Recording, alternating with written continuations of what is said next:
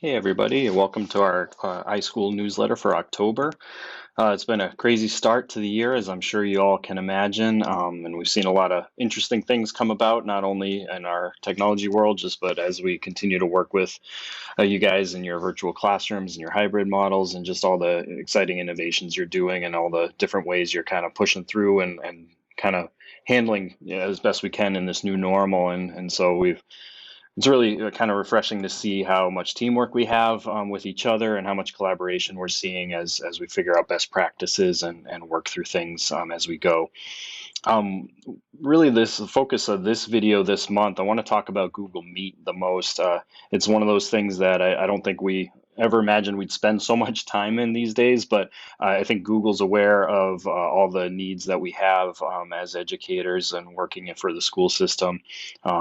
As we've seen, just even in this month alone, they've added a handful of new features. So I want to just highlight those real quick and talk about that this month. And hopefully there'll be some extra tools you can add to your resources as you navigate the different virtual meetings and hybrid situations you find yourselves in.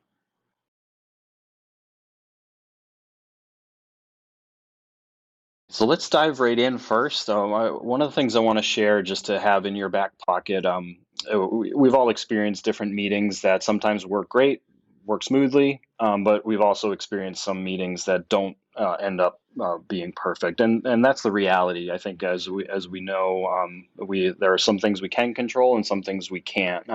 And so whether it is a major outage that might happen or just some hiccups along the way, one of the things that we do want everyone to be aware of are the things that you can control when it comes to performance in a Google Meet.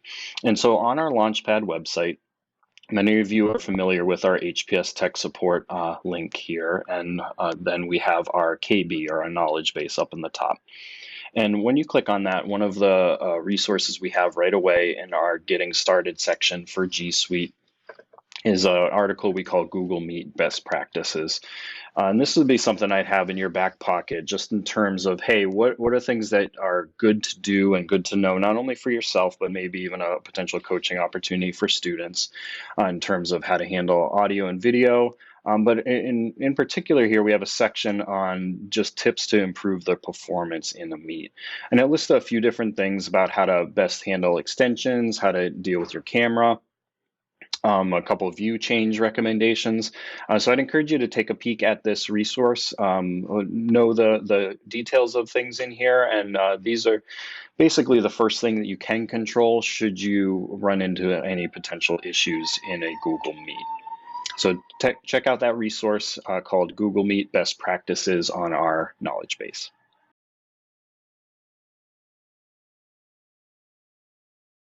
The next pieces I want to talk about are a couple features that are already in place this month. Google added them just within the last couple weeks. So I want to show you what those look like, and then we'll spend some time talking about a couple other things that they've announced that are on their way.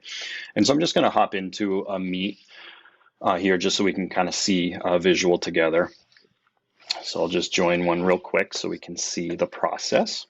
Okay, so when we're in a Meet, couple things to notice right away from our settings down in the corner. So we have our triple dots that we can get into our settings. And one of the first things that you'll notice under our change layout option is they added this tiled view a little while ago. So that's not new. But what is new is that if we have tiled as a choice, you actually have a slider here that you can adjust how many participants you see in the grid. And so it's a bit of a personal preference setting that you can try to maximize your visual on here when you have a larger meeting. If you want it to stay on auto, you can certainly do that, where it tries to keep the person who's speaking the most as the largest view with a little bit of grid on the side. When you have a personal preference here for the tiled, and then your size of screen grid here. Just keep in mind that the larger the grid you make, the more performance intensive you're asking the Meet to be in. So if you're finding a little inconsistencies with the larger grid size, certainly you can trim that down. What is nice though is that when you set a default, it is saved for future meetings, and so you have that as a thing ready to go from there.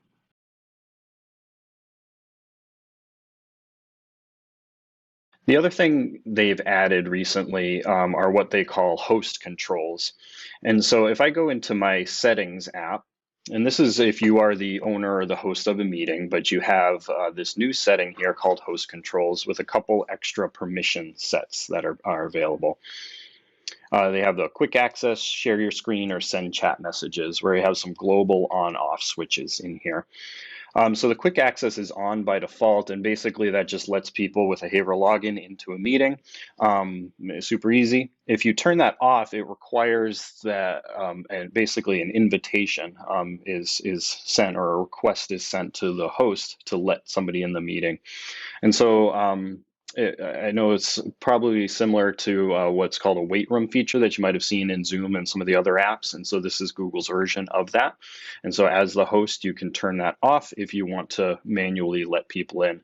So that can be a great tool for things like if you're handling open hours, let's say, where you're working with somebody on a little bit more of a one-to-one basis and you're waiting for somebody else to come in. You can kind of pause that for a little bit. And so again, that's just from our triple dots to settings and then host controls.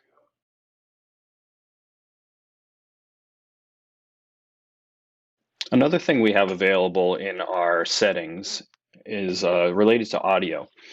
So they have this feature that came about a week or two ago where you can turn on noise cancellation. And what it tries to do is it tries to minimize any of those background noises that I think we've, in some ways, might have grown accustomed to hearing. So anything from police sirens going in the background to some dogs barking or some chip crunching or whatever you might hear in there, the fan noise. If that's enabled, then it tries to minimize and cut out some of that background noise so it can focus a little bit more on the built-in speech that it's hearing. And so we'd recommend to turn that on, as is helpful.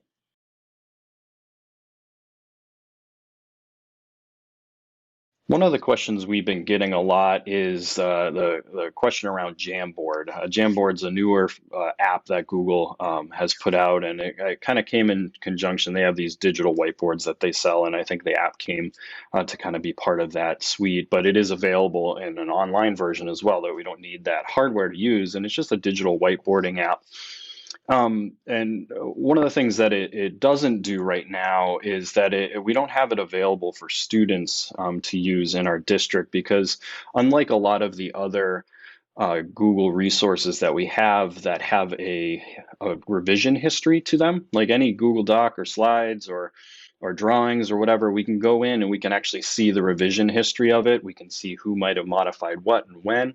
Jamboard, unfortunately, doesn't have that capability. And so in our world, we have to kind of think about that, because what that really means is that if we had it open up to staff and students, what could potentially happen is that sharing could happen back and forth, drawings could be done, and if something inappropriate came about, there wouldn't be any way to tell who did that.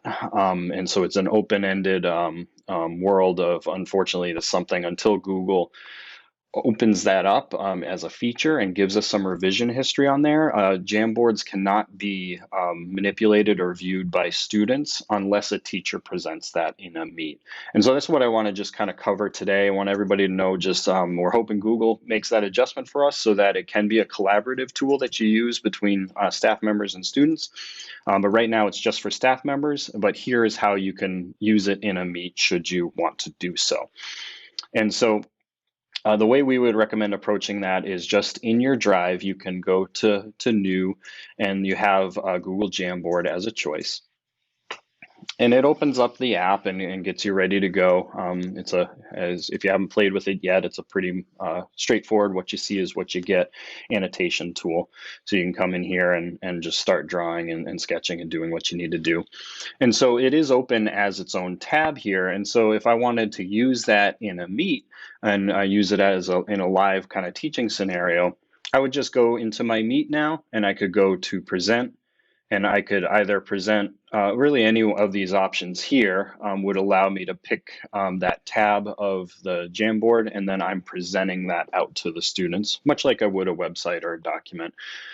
So for right now, that is how you can incorporate Jamboard into your workflows. If you did want to do some student interaction with with some annotation and drawing. We actually, at the moment, we would recommend Google Drawings because that allows that collaboration, that allows that revision history. It's a little bit different canvas in terms of what you can see and do, but in terms of the features of being able to draw and having students do the same, Google Drawings would be the quick built-in solution right now.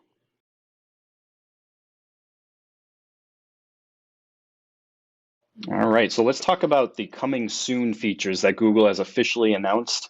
I know there's probably a longer list of other features we're hoping that they'll do at some point, but these next couple are the ones that they've officially announced, and so we'll look forward to seeing these within hopefully the next week or two.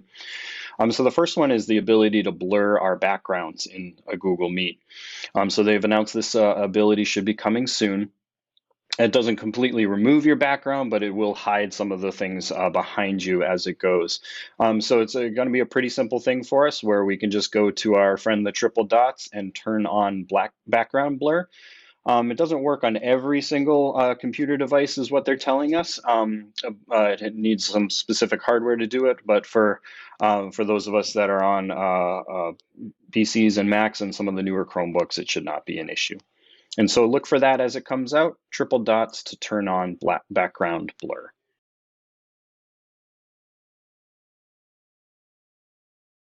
The next thing they've announced that should be available soon, they're still working on some updates for it, is the attendance report. I know a lot of folks have asked about this, and there are some third-party extensions that unfortunately don't really work well and actually hinder your performance. So we definitely recommend to disable any of the third-party extensions that might have been trying to do this. But Google Meet attendance reports are going to be coming soon as well. And so basically, if you're the host of a meeting in this classroom environment that we're in, what's going to happen is after the meeting is over, Google will send you an email with a spreadsheet list of the participants. So you'll get their names, their emails, how long they were on, and some time, start and end times in there, and that'll automatically be sent out to the host of the meeting. And so this is just going to be on by default when it comes through, and so just we'll get a sense for that as it rolls out. So stay tuned for that, but the attendance reports are coming.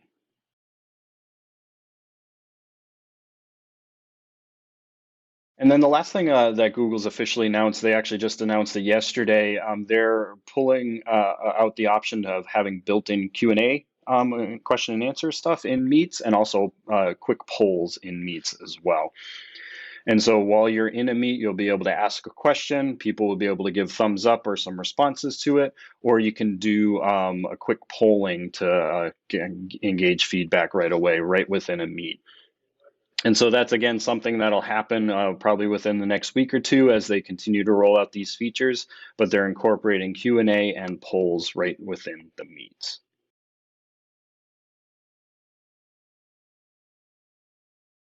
Alrighty, so that's all I wanted to talk about today. Just some of those best practices of what we can do to troubleshoot, some of those new features that they integrated in Meets right now, and some of those upcoming things. We'll do our best to continue to announce these types of upgrades in our iSchool newsletters, so please pay attention to that. If there is appropriate training resources, we'll definitely add to our knowledge base for that. Google, as you know, does a great job kind of explaining their features as well. And so part of this video, you'll see the resources linked below to their help guides that kind of show you a little bit more detail for what these features are. And just keep on keeping on. We'll look forward to continuing to work together this next month as we figure this out. We hope you have a great weekend, and we'll see you soon.